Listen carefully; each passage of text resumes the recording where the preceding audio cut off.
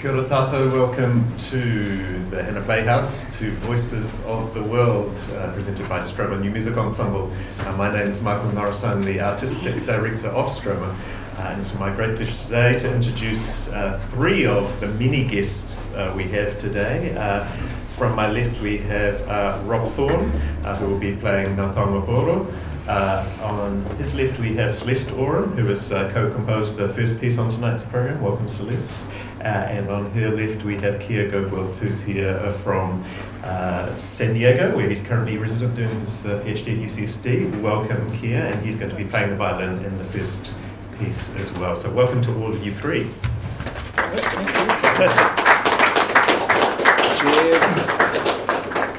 Before I get into asking them some Q&A, just a little bit about tonight's program. It's a wonderful tour around the world, particularly of the world's vocal traditions. And as you walk into the auditorium tonight, you will hear some wonderful and strange recordings from ethnomusicologists throughout the last 50 years or so. And these ethnomusicologists went around the world with recording equipment, and on this particular set of CDs called Voices of the World, which I discovered about 15 or 20 years ago in the Victoria University collection, they seem to have found the most unusual and interesting vocal techniques around the world. There are some recordings there that I honestly do not know how these voices are making those sounds. They're just so unusual.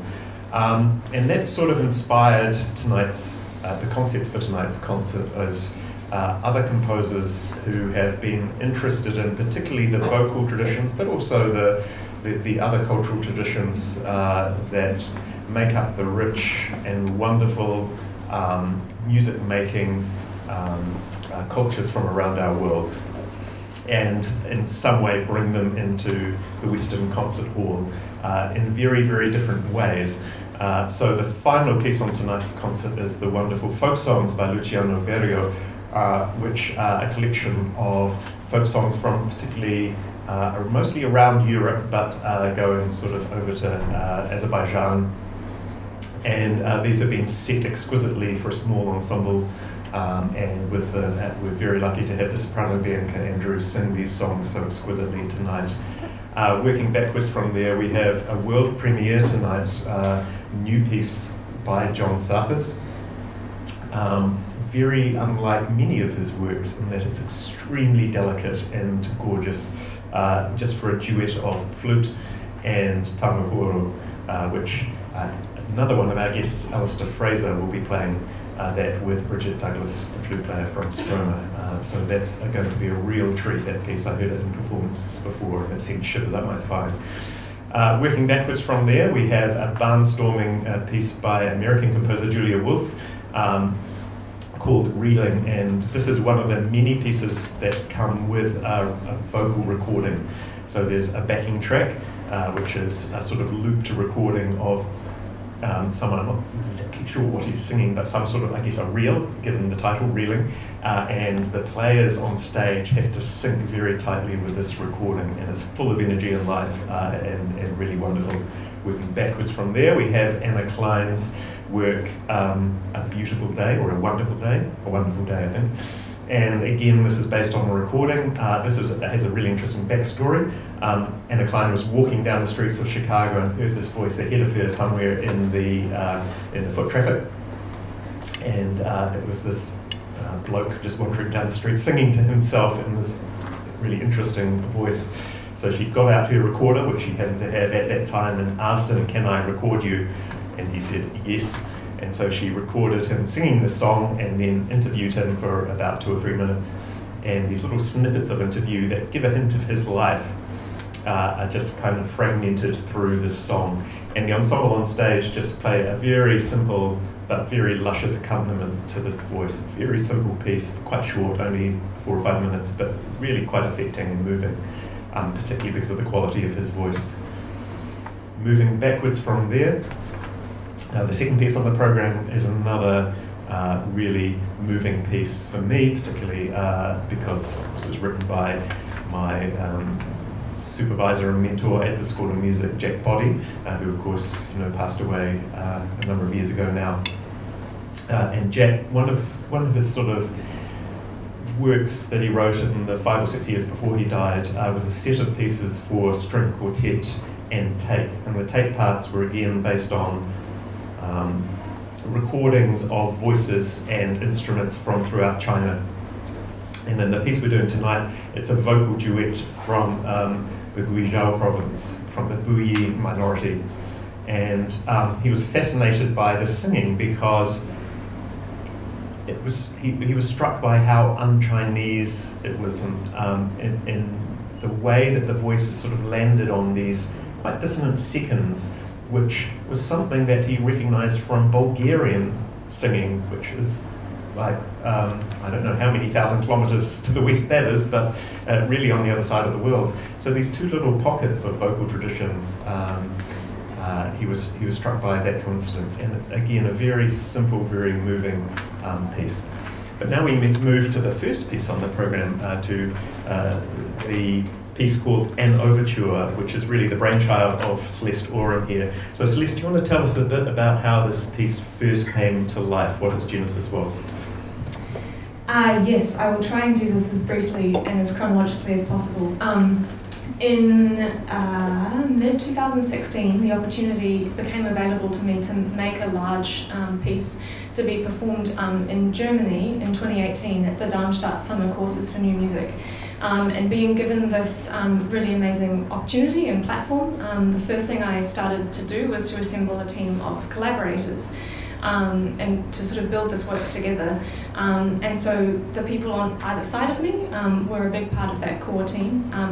Rob Thorne, I got in touch with, having not ever met him, possibly having exchanged a few Facebook messages, but that's about it, but hugely admiring his work with Collaborators, and also his work with our mutual friend Selena Fisher, who in many ways has been a role model for me and for others. And then Keir GoGwilt, we were studying together at the University of San Diego in California, as well as other musicians, Alex Taylor, composer based in Auckland, and other of our colleagues at UC San Diego. There were many parts to this performance that we prepared in 2018, but possibly the emotional and historical and philosophical core of this piece was an opera, which we called Hepu Sori no Makutu, or a magic flute. And this opera is in some ways a reconstruction of an 18th century Viennese Singspiel that possibly never existed, or possibly it did, and it was just completely lost in the mists of time. But the idea with this opera, the Singspiel, was that it would involve two kinds of folk music, both of which were flourishing and thriving and in their heyday at the end of the 18th century. One tradition in Aotearoa and one tradition in Central Europe, in German-speaking Europe. The folk music of Tango, and then the folk music of Viennese classicism. And in the context of tonight's program, I think, thinking of Beethoven and Mozart as folk music is very instructive and very accurate. And so there are all sorts of fascinating threads through the historical record about how colonial invasions and encounters have made huge imaginative impacts on the European tradition, as well as many other traditions. And so to create an opera that would kind of grapple with that inheritance, and the inheritance that the continuing practitioners of these two kinds of folk musics use and perhaps choose to discard some parts or choose to renovate some parts, was a really challenging, emotionally ringing sometimes, but really transformative project. One of the really interesting things about this piece, Celeste, is bringing Tango and Western instruments together. You're required as a composer to make a decision how you're going to deal with that, and the way many composers to date have dealt with it is really by working with the Western instruments and thinking how can I make them more like the Tango, but you celebrate this cultural collision by having these fragments of Beethoven and sort of weaving the tangaporo around it. It's that sort of collision is it a celebration or a reconciliation, or just it is what it is? How do you view that kind of collision? I'm extremely cautious about both the words celebration and reconciliation. Celebration, I think, is a very premature thing to do in our current time in society. I think there are ways to be joyful and ways to find joy in humanity, but for celebration to be an overarching imperative, I think risks whitewashing and erasing a lot of really important considerations. I also avoid the word reconciliation because reconciliation, I think, is something that Pākehā desperately want and often push too hard for. I think what this is I try to be really honest with irreconcilability, with incommensurability, with learning to listen to discomfort and difference, and learning to listen through history and in the ways that that history kind of spirals and continues to envelop and enfold everyone who's a part of it. Rob, can I pass that to you? Because obviously you had the role of trying to work out something to do with your tangaporo that engaged with these fragments of Beethoven, and you said while you don't mimic them, there is certainly a kind of entwining and at times friction with these. It actually works really well, particularly the opening section with the Putatara and the Beethoven. I was again feeling those chills going up my spine at that point. Can you tell me a little bit more about what your approach was to developing your part?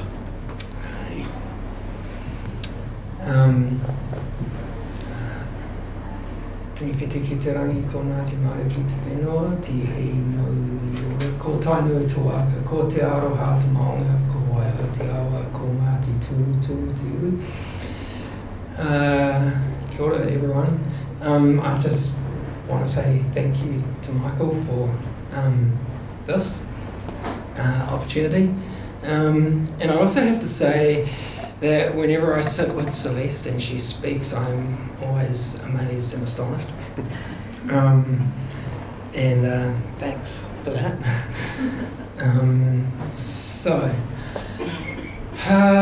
I just do what I do. Come in. I guess is the answer to that question. We did a workshop yesterday at NZSM, and I kind of remembered something that I hadn't recalled, which I feel is kind of important, which is I believe I manifested this or dreamt it, one of the two, the same thing I guess. At the time, just before Celeste contacted me and asked me to take part, I had been deeply wondering what it would have been like what it would be like to work tangaporo with strongly classical music. I guess, do you call it classical music? Sure. Great. Yep. Okay. So I was inspired and interested in working, like to jam with Beethoven. And then this happened, and I kind of really had no idea what it was until we finally got together, and then I got to do that. Really, it can only come down to what I know about the instruments that I play, and the immediacy of that in regards to what I might play when I'm presented with something to collaborate with. And then if it goes beyond one performance, then it's kind of about remembering what you did.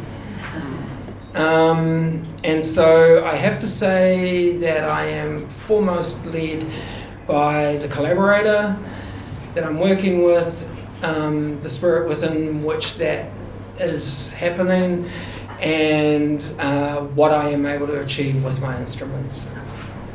There's a chance that really, there is a really strong chance that I just do the same thing every time, regardless of who I'm collaborating with.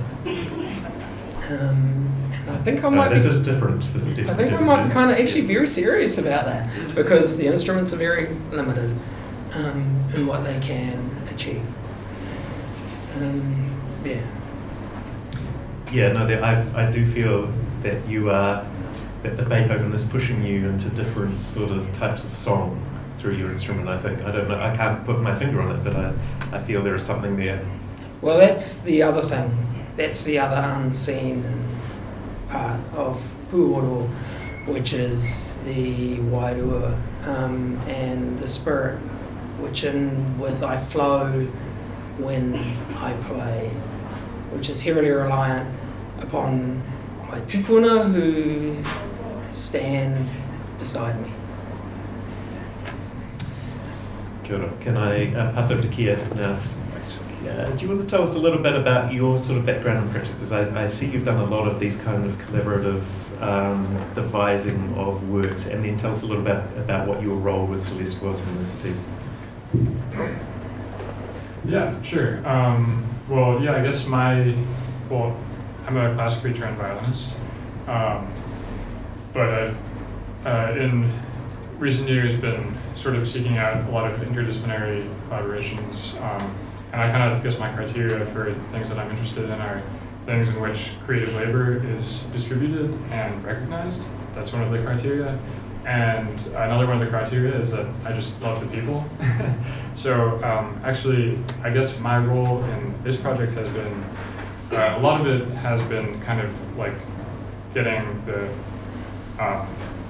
well, in the past we've done it with players who are not necessarily like professional orchestral players, so it's been kind of getting all the articulation right in Beethoven, all the dynamics, all that kind of stuff, and then also kind of trying to mediate a little bit and make sure that everybody's involved in the rehearsal and involved in kind of giving ideas. And when we put it together in Germany, first of all, it was,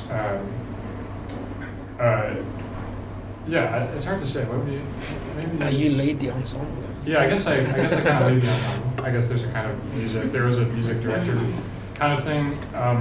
Although I'm hesitant to say that's what I'm doing this time. It kind of changes every time. There's also just kind of, in this version of it, Rob and I do a lot more kind of improvising and kind of real time, speaking each other's, musical languages, or not speaking them, but kind of like putting them on top of each other and seeing what happens. Yeah, it's awesome. Speaking of the first performance at Darmstadt, Celeste, maybe you can tell me, I guess, some elements of the reception there, what people made of it, and particularly those who weren't familiar with Puoro, but were perhaps very familiar with Beethoven. Oh yeah, Germans are funny. They love New Zealand. They really love New Zealand, and they're also kind of in their in a very charged historical moment, I think, like so many nations are, about looking at what's in their museums and where it came from and how it came to be in those museums. So yeah, the charge is firing there, and I think this opera kind of sang to that nerve.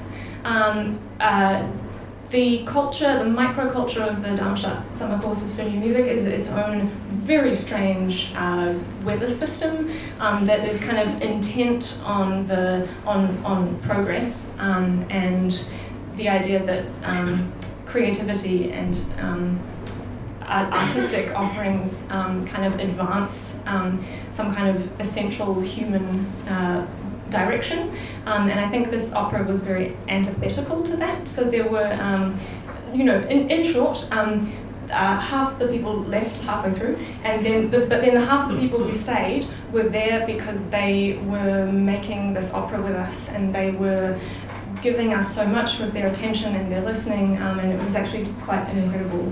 It needs to be said that it was a 3-hour show. So I don't blame people. And the opera was the last hour. Okay. But people hated it. actually. In a good way. A walk out at Darmstadt, that's an achievement.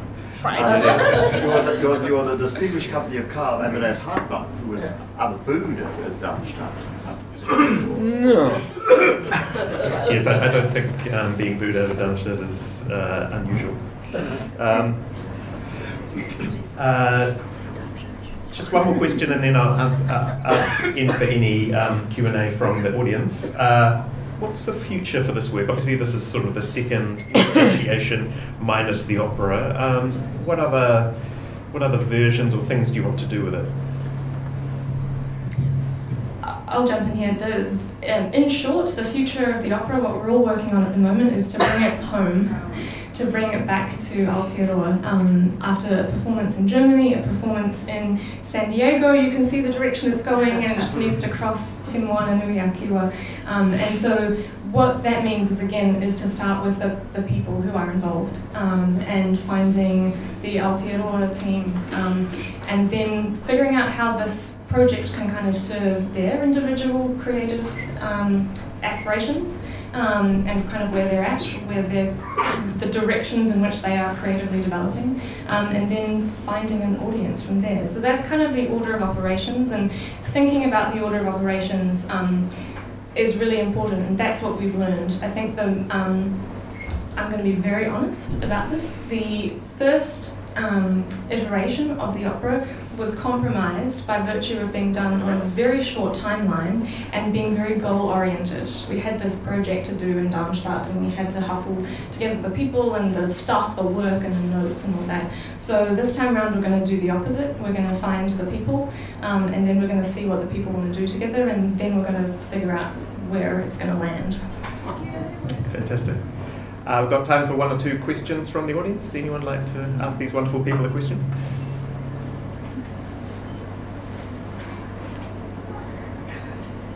There's a few things about the opera that maybe people might be interested in knowing, which is that it involves a shadow puppet play. Do you want to talk about that?